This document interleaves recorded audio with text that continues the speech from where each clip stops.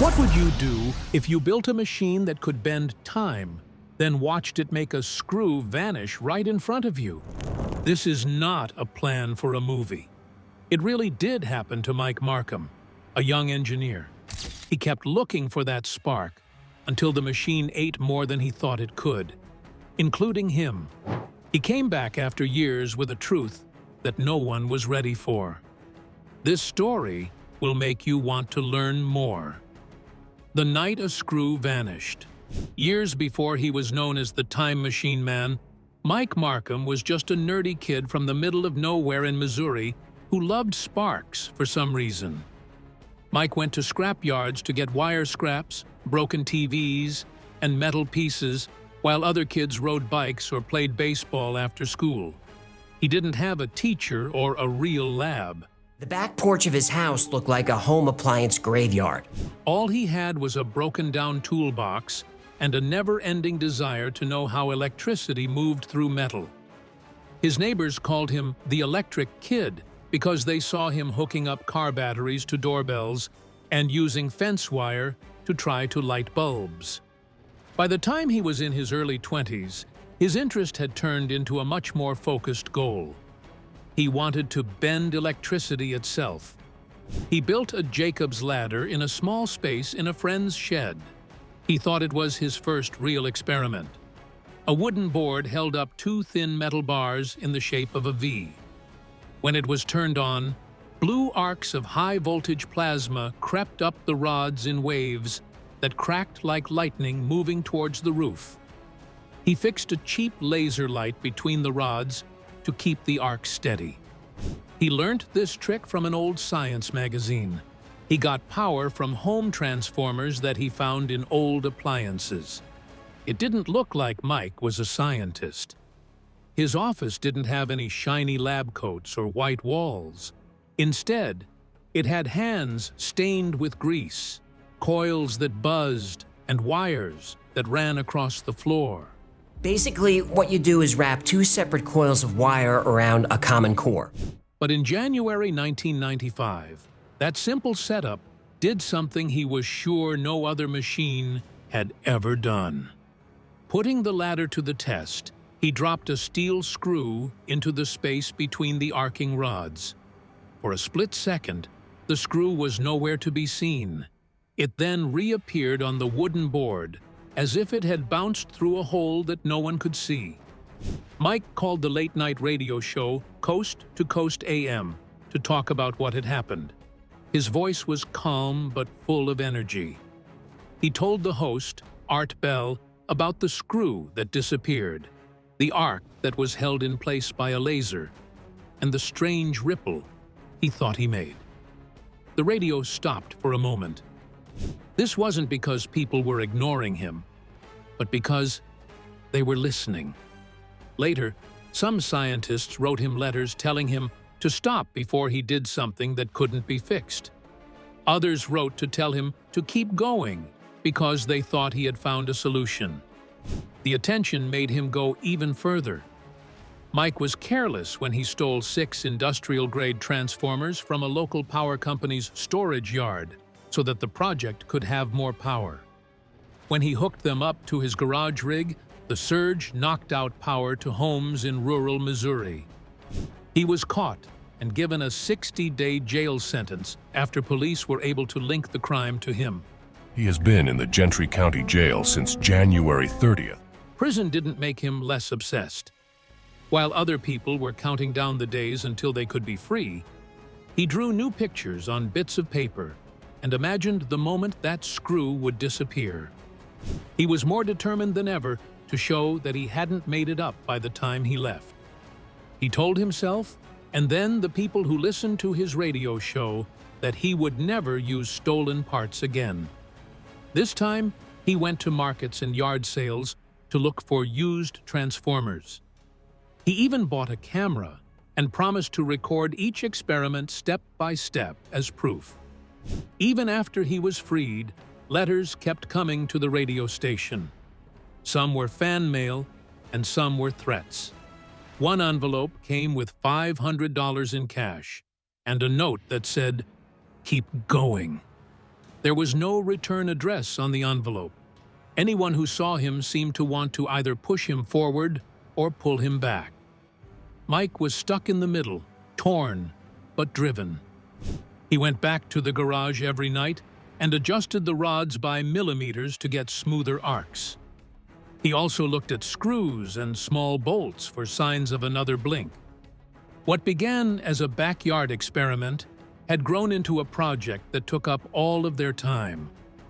His friends saw that he only showed up to his workbench a lot of the time. By the end of the next year, his passion would drive him to make a second, much more dangerous one that would do more than just remove screws. Then Mike would no longer be there. The second experiment and the disappearance. When Mike went back to Coast AM in the last few months of 1996, his voice didn't sound like it was full of excitement. It shook, like each word had to push through something heavy. The cocky tinkerer who used to brag about a screw that disappeared now sounded tense as he talked about glitches that made even his most loyal fans nervous. Mike didn't know what the vortex was or if it was dangerous. He talked about how the field inside his remade frame was shaking, like it had its own pulse. When things went through the gap, they didn't just disappear. They flashed in and out, as if they weren't sure if they should stay or go. Even the little animals he tested got lost and sick within hours of crossing the phantom line. Near the end of the call, he said something that people still thought about long after the show was over. "I'm almost there. I only need more power and a better field." That call started weeks of waiting. Art Bell planned a full update for March 1997 and teased the segment on the radio as the next part of a mystery that was getting bigger. Fans couldn't wait to hear if the young creator had gone any further into the unknown. But on the night of the show, the studio queue was dead. The makers called several times, but were not answered. It tried over and over, but all it got was a dead message box. He didn't open the letters that were sent to his house. Friends who used to help him move things around said they hadn't seen him in weeks. The man had turned totally dark. He used to be excited to share every new bit of progress. The fire then came. Mike fired up the box and the lasers came to life. Before the flames hit the small house on the edge of town, neighbors said they could smell wires on fire. When the firefighters got there, the garage was black. The walls were covered in dripping copper lines, and there was a faint image of a circle burnt deep into the concrete floor. An electrical overload was blamed in the formal report. What stood out the most, though, was that Mike wasn't there. Not even a piece of a body. Only a few bent tools and a single hot-curled sheet of paper were found among the wreckage by the police. Someone had written, "It's not about time," in shaky black ink on it. "It's about how you see things." That one line became the most important part of the puzzle. The police put him on their list of missing persons because they had no idea where he had gone or if he was still living. Tabloids picked up the story and called it "The Time Machine Man Who Vanished." It quickly spread outside of Missouri. It had grown past the facts by the summer of 1997. A radio host known for exploring paranormal phenomena. People who called into the radio station talked about whether he had burned himself out or slipped through his own machine. He became famous on early internet message boards and late-night conspiracy newsletters, where he made up stories that mixed science and mythology. The official search slowed down, but the story grew by filling in the blanks that the investigation left. As time went on, what began as a garage experiment turned into a part of digital folklore, and the silence about Mike's fate became the most important part of the story. But no one had heard the last of him. The rumors, the questions that haven't been answered, and that mysterious note would soon meet something even stranger than any idea. Soon after the fire, stories started to spread about a body that had been found on a California beach many years before. It was that of a guy who didn't belong there and was carrying something that no one could explain. The story of Mike Markham then went in a darker, more horrible direction. When the internet met the man who vanished. When 1999 came around, Mike Markham's story had already left the radio and gone to live on some of the first message boards on the internet. Before social media feeds and videos went viral, there were Usenet groups that were only text, obscure science boards, and chat rooms where people who liked to stay up late told each other scary stories. Late-night thinkers became very interested in the story of the young man who built a time machine in his garage and then disappeared in a fire. There were hundreds of replies to threads with names like, "Where is the time machine man?" and "The screw that bent time," and each one was longer than the last. There were several ideas, but two stood out. The first one said he had succeeded and never came back, that the last surge of his machine had thrown him out of time and left behind only melted copper and a burned-out garage. That he had come back, but not to the right year, was the second idea.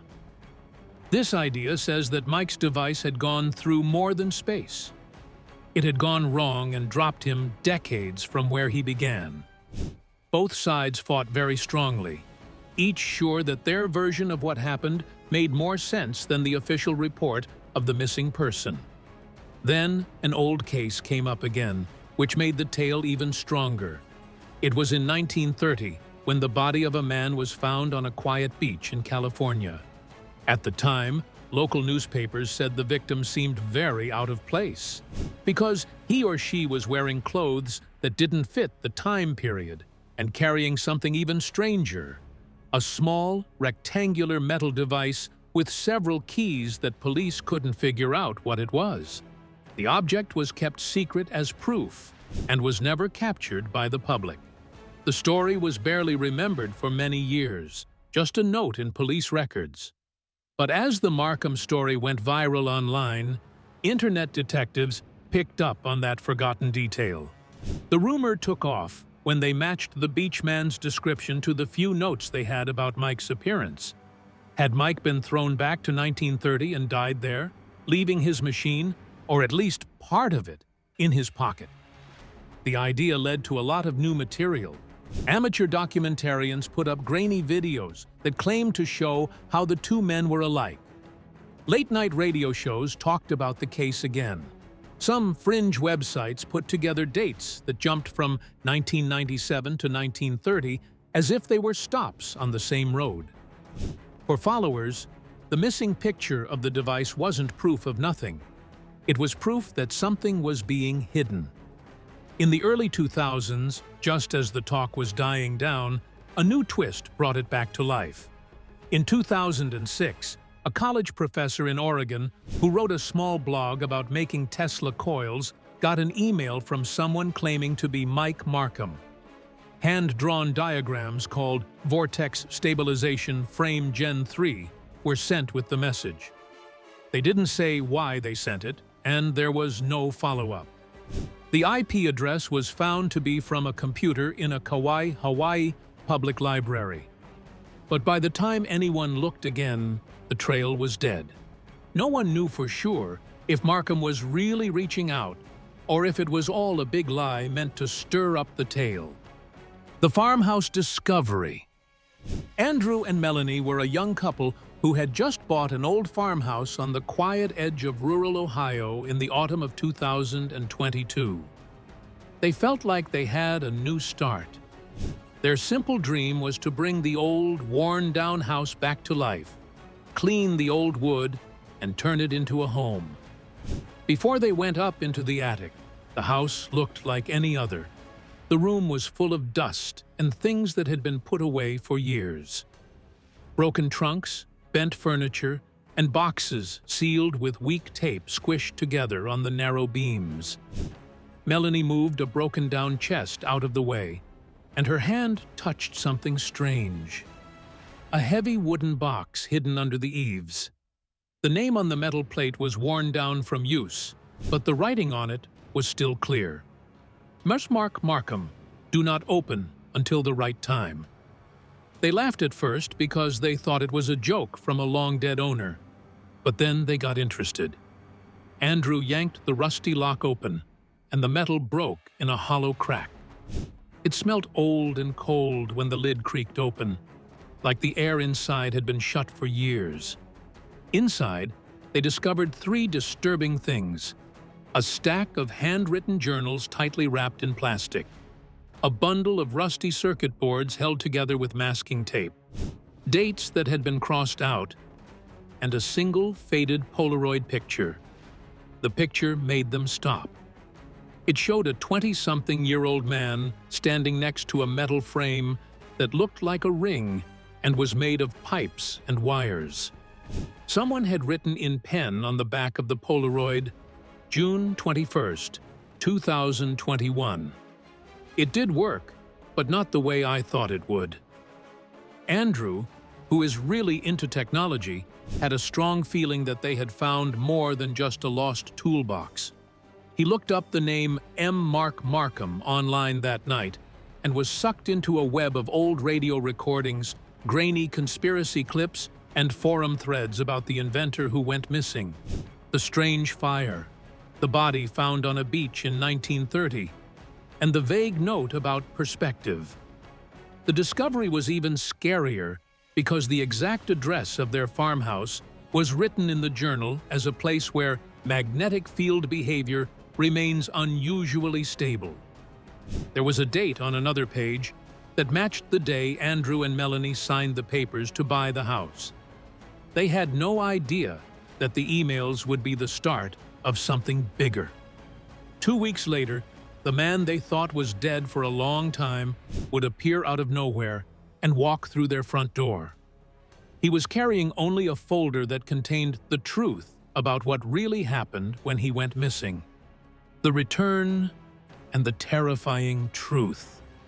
The first sign that Mike was back was a call he didn't expect. When Andrew answered the phone, he thought it was a contractor. But he heard a low, raspy voice say his name was Mike Markham. He quietly said that he had mailed the box back in 2003, right before he disappeared. He talked about how he had spent years living off the grid and doing strange jobs. He wasn't trying to jump through time anymore. Instead, he was reassembling memory to live the same decade twice and see if I remembered it differently. After 2 weeks, Mike showed up at their farm with only a bag and a thin folder on his arm. The young, energized tinkerer from the Polaroid was now older, less quick, and clearly worn out. He spread out the folder on the kitchen table as if it were heavy with all the things he had lost. That night, Mike told the truth, which put an end to decades of rumors. He made a machine that could move him through time, but it never did. The Jacob's ladder magnetic feedback loop he made in the 1990s messed up his own biological clock, throwing him off from the time frame everyone else was following. He said, "I didn't move. I could not be found." He talked about waking up in Oregon in 1999, burned and lost, with no memory of how he got there. His bank accounts were gone, his friends said they didn't know him, and even his family wasn't sure who he was. Mike said that anyone who was near the prototype felt slightly off, seconds they couldn't explain, flashes of déjà vu, and a strange feeling of being one step ahead of themselves. Then they found out something that made them both quiet. Every test made his memory worse. It wasn't that time travel was possible that shocked him. It was that time forgets about you faster than the people who love you do. He pulled out a folder and showed them a page with 5 crossed-out names of volunteers who had helped with early trials but had forgotten all about him and the studies. He promised himself that he would never redo the whole thing again. Mike snuck off down the dirt road at dawn with only his backpack and a thumb drive. Andrew and Melanie locked the attic, gave the plans to a private archive, and never talked about the attic on walks around the farmhouse. Before you go, hit like, share, and subscribe to keep these mysteries alive, and click the next video popping up on your screen. You won't believe the story waiting for you there.